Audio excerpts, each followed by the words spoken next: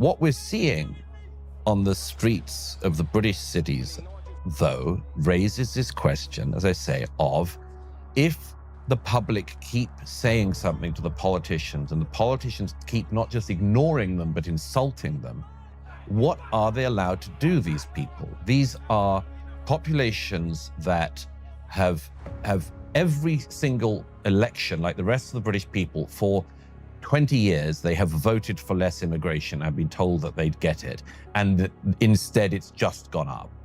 They've lived through an economy since 2008, where of the jobs created by the British government since 2008, so in the last, 16 years, of the jobs created since 2008, 74% have gone to people who were not born in Britain. What happens when the public keeps voicing concerns, but politicians not only ignore them, but insult them? In a recent discussion, Douglas Murray dives deep into the frustrations brewing in British cities. Murray discusses the broader implications of this trend, touching on the cultural and ideological divide. The reluctance to address primary issues like mass immigration and integration leads to secondary problems, making the situation worse. He argues that the West's moral relativism and inability to critique different cultural values contribute to the ongoing crisis. So just people think about this for a second. The government refuses to do what the public keep on asking for and what the government keeps on saying it'll do. It is seen to be, I think accurately, extremely lax on policing certain social cohesion issues. It's extremely eager to crack down on anyone of a Tommy Robinson type. And what material benefits have come about in the society in the last 16 years have largely gone to people who were not born in the country. I repeat, what is permissible in this situation to do? And I would say peaceful protesting would be one thing, or speaking up, or whatever you like to do, except that every time even there is a peaceful protest, the peaceful protesters are defamed as far right. But somehow the actual desire to tar anyone who has, as I say, not got a voice and is wanting to make their voice heard as a violent far right seems to me to be a big error by Keir Starmer and others. Because, if you can't say, we recognize your deep concerns, well, we understand your deep concerns, and we are going to try to get onto this and on top of this, but there is no excuse to turn out on the streets and be violent against your Muslim brothers and sisters and neighbors or anyone else. If they can't say that, they just cannot say it. They just have to go to the secondary thing. What kills me about this is, it's exactly what I've said for years. If you don't deal with a primary problem, you get secondary problems. And if you just focus on the secondary problem, you will you'll not only not solve the primary problem, you will make it worse. Exactly what we're seeing. The first observation is that the epithet far right is rapidly losing its utility. Now, when I hear someone now described as far right, I think, yeah, maybe. Probably not, but maybe. So with regards to the drivers of immigration, you say the politicians campaign, at least on the conservative side, at least some of the time, with the claim that they're going to get a handle on this, but they don't. In fact, quite the opposite. They seem to facilitate it. And so then, is that because it's actually beyond their control? Or is it because, here's a psychological reason, it's like, for decades, our culture has insisted on something approximating a position of moral relativism. There's no way of drawing hierarchical distinctions between the value claims that different cultures present. We can't admit for a moment that there might be some reason to be leery, let's say, of an immigrant class that would be associated with the kind of education that the madrasas are producing for all sorts of ideological reasons. We can't make any allowance for the idea that some immigrants might be more difficult to integrate into our culture than others. And that is a thorny problem, don't get me wrong. But now, so we open the floodgates, let's say, and we find out that there are people who don't have democracies in their own country because they don't have the culture for it, let's say, or the desire for it. And they bring those attitudes along with them. Surprise, surprise, because they weren't just freedom-loving, oppressed people striving to be free, who are now thrilled to death to be in a democratic country, but people who are pretty damn prone to bring all of the problems that they had in their own country along with them.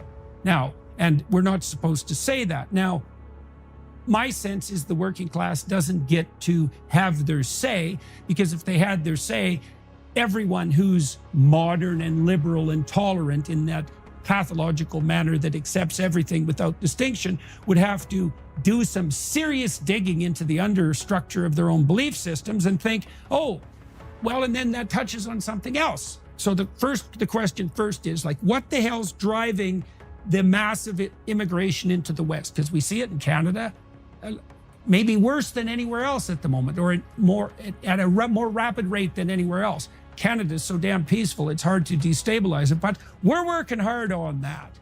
So what's driving this, Matt? Is it the insistence? Is it this ideological insistence?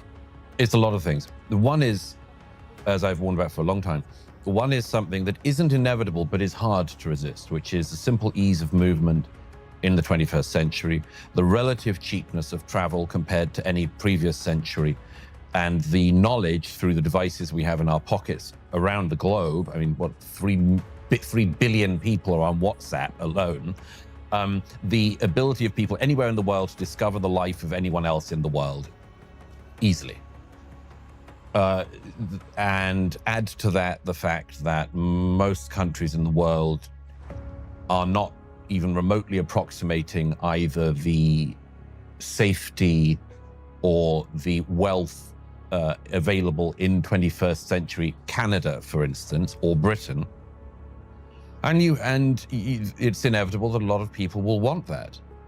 Now, as I've said for years, just because they may want it does not mean that Western liberal democracies can remotely be the place where everybody who wants a better life can or should go.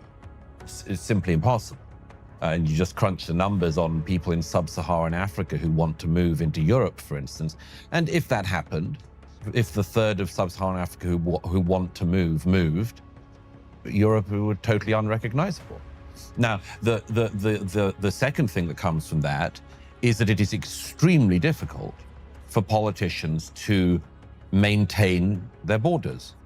And I think this is highly regrettable, because I think the only way in which, among other things, you can have an actual asylum system where you actually take in those unusual cases where asylum should be needed, just disappear once you have illegal migration every day coming in on boats, or as in the case of America, millions of people walking across the southern border in the last 4 years.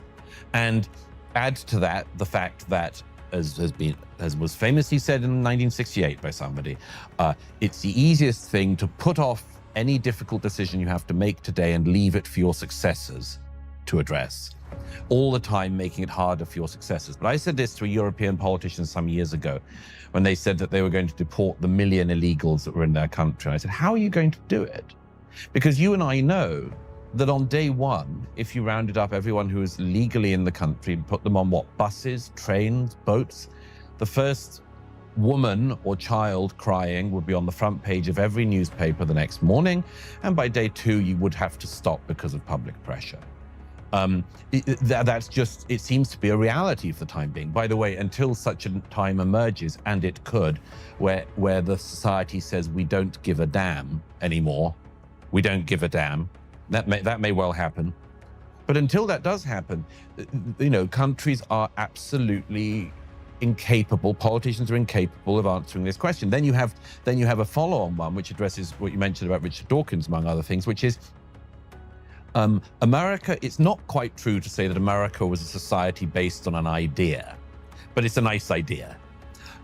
America was based on an idea, but the idea came about because of the people who founded the Republic, the United States of America. And if they hadn't have, Englishmen. right, if they had have been from somewhere else, even a different denomination, the United States would be very different. However, as far as states founded on an idea goes, America is probably the nearest to that. European nations, Britain, are not based on an idea.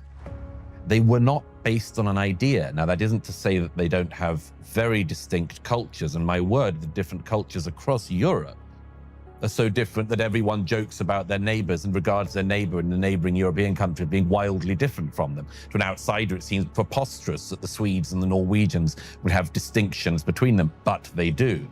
But I say this to say that Europe and Britain was made up of ethnic identities.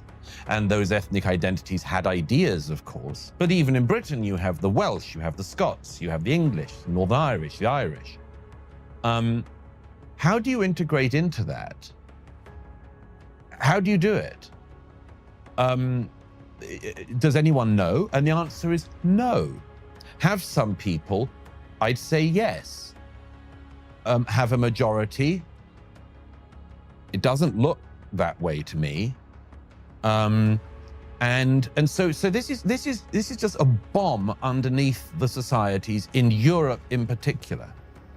It has been about ethnicity. We don't like things about being about ethnicity, so we say it's about an idea. But all my adult life, this idea has been so hard for anyone to pin down that they've just failed at it time and time again. If you enjoyed today's video, don't forget to give it a thumbs up and share your thoughts in the comments below. Make sure to subscribe and click the notification bell so you never miss out on our latest content.